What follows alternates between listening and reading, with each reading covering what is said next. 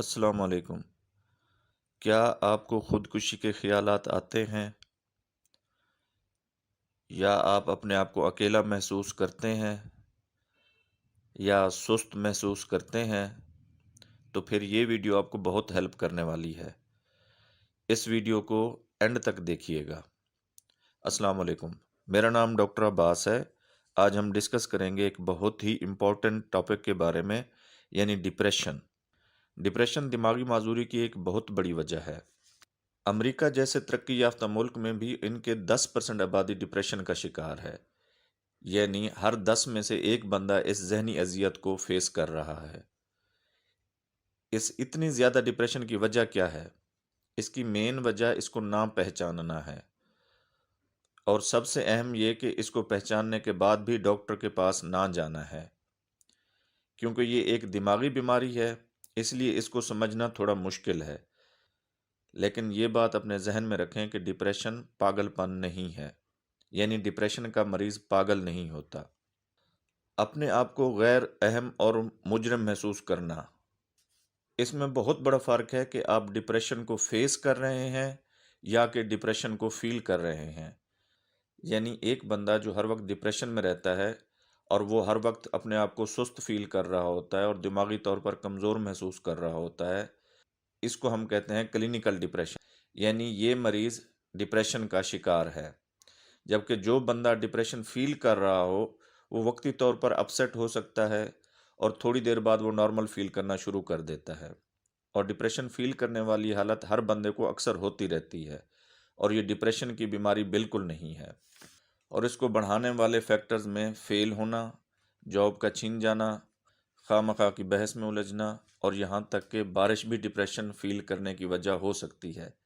یعنی آنا lighter mood, تیری 2 ٹکیاں دی نوکری لئی میرا لاکھوں کا سامان جائے۔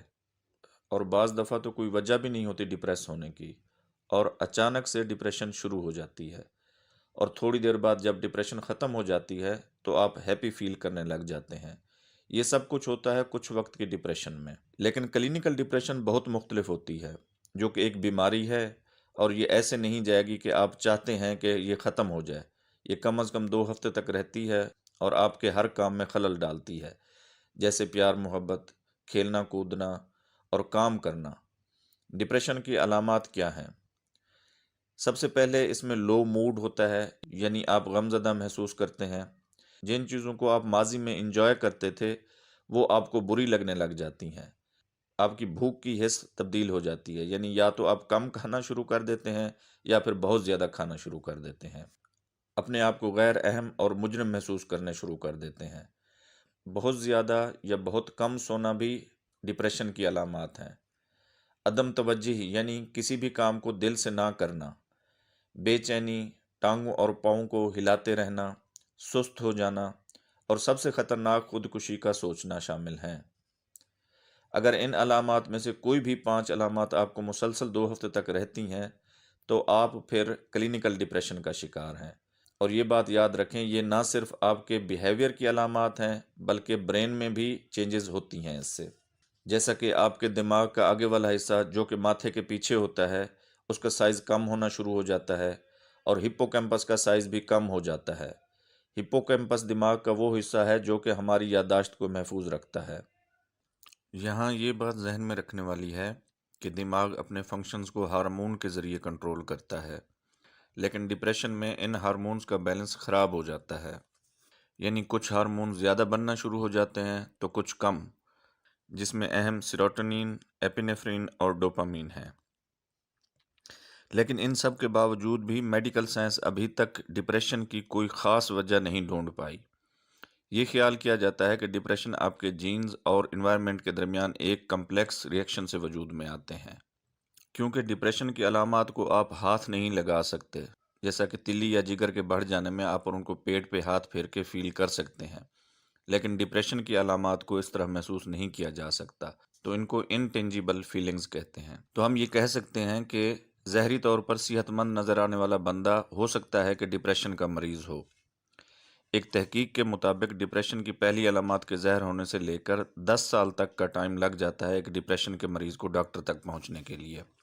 لیکن خوش کی بات یہ ہے کہ اس کی بہت اچھی ٹریٹمنٹ موجود ہے، بس آپ ڈاکٹر تک جتنا جلدی ممکن ہو پہنچیں۔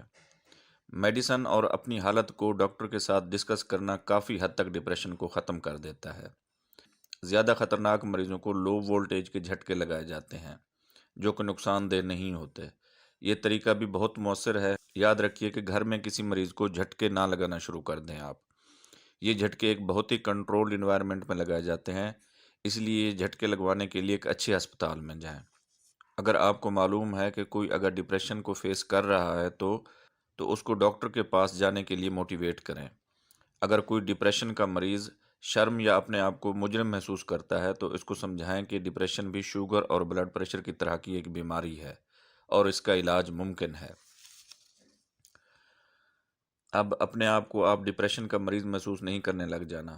جو آپ کو کبھی کبھار ڈپریشن محسوس ہوتی ہے، اس کو کبھی بھی ڈپریشن کی بیماری نہ سمجھنا، اور ایک اچھے معاشرے کے لیے اپنے آپ کو تبدیل کریں، کسی کو تکلیف نہ دیں، خوش رہیں، خوش رکھیں، اور ہمارے چینل کو سبسکرائب کریں۔ شکریہ۔